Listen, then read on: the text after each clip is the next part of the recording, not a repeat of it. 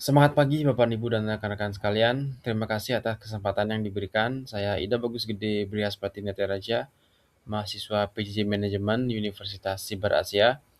Hari ini saya akan memaparkan hasil penelitian saya yang berjudul Integrasi Tata Kelola Perusahaan dan Kebijakan Struktur Modal dalam Mengoptimalkan Kinerja Keuangan di Era Pasca Pandemi. Penelitian ini mengambil studi empiris pada sektor manufaktur dan perbankan yang terdaftar di Bursa Efek Indonesia untuk tahun akademik 2026 ini. Kita mulai dari bab 1 makalah saya ini, yaitu pendahuluan. Urgensi penelitian ini muncul dari dinamika ekonomi global yang sangat volatil. Selama pandemi, banyak perusahaan mengalami penurunan pendapatan signifikan dan siklus kas yang melebar, yang berujung pada meningkatnya risiko gagal bayar. Memasuki era pasca pandemi, yaitu dari 2021 sampai 2024, tantangan baru muncul berupa kenaikan suku bunga dan inflasi yang meningkatkan biaya modal atau cost of capital.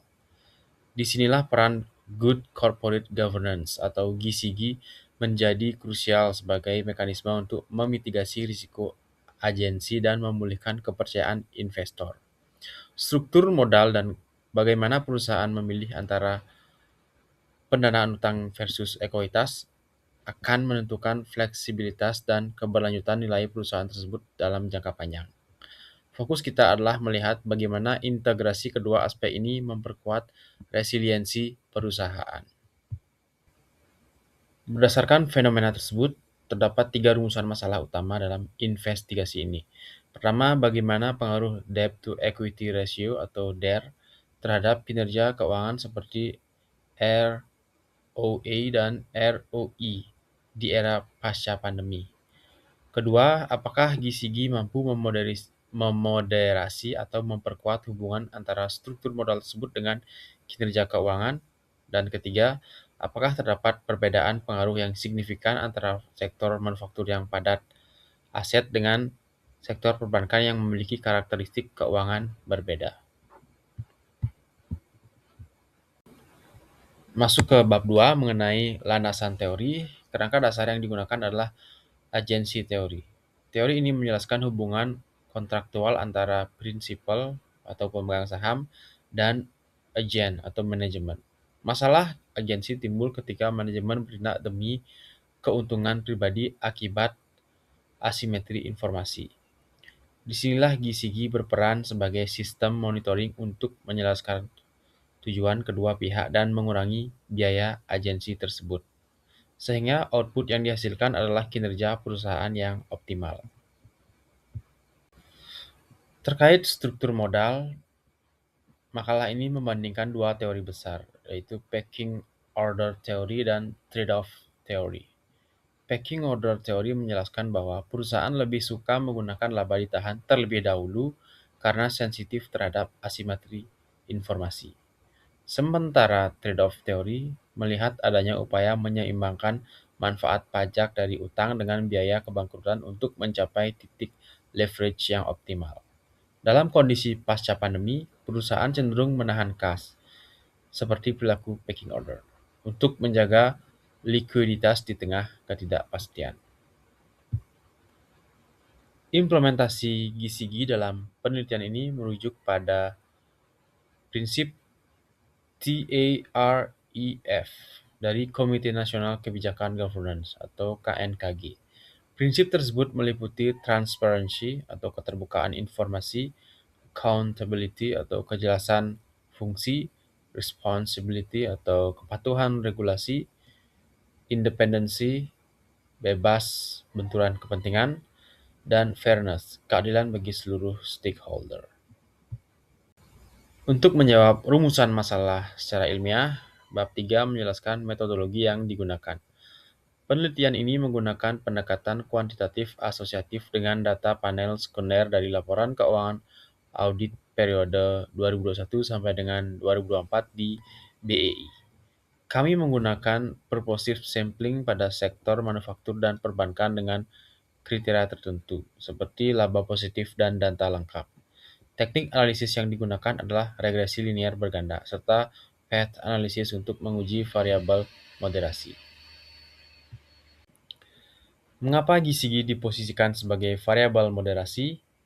Karena tata kelola yang kuat diyakini mampu meningkatkan kredibilitas laporan keuangan dan menurunkan persepsi risiko bagi investor.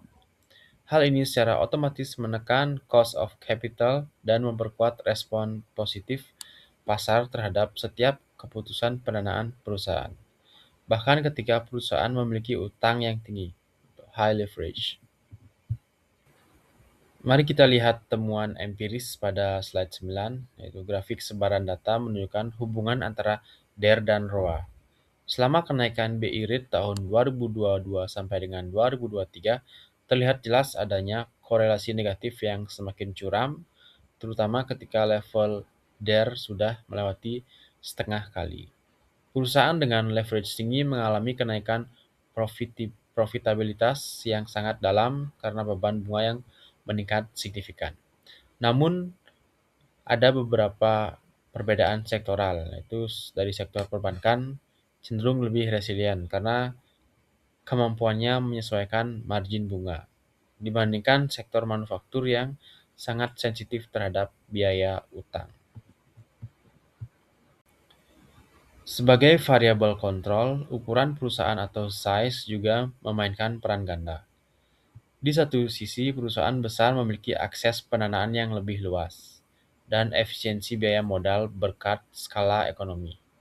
Namun di sisi lain, kompleksitas struktur organisasi mereka meningkatkan risiko agensi, sehingga membutuhkan GCG yang jauh lebih ketat dibandingkan perusahaan yang lebih kecil.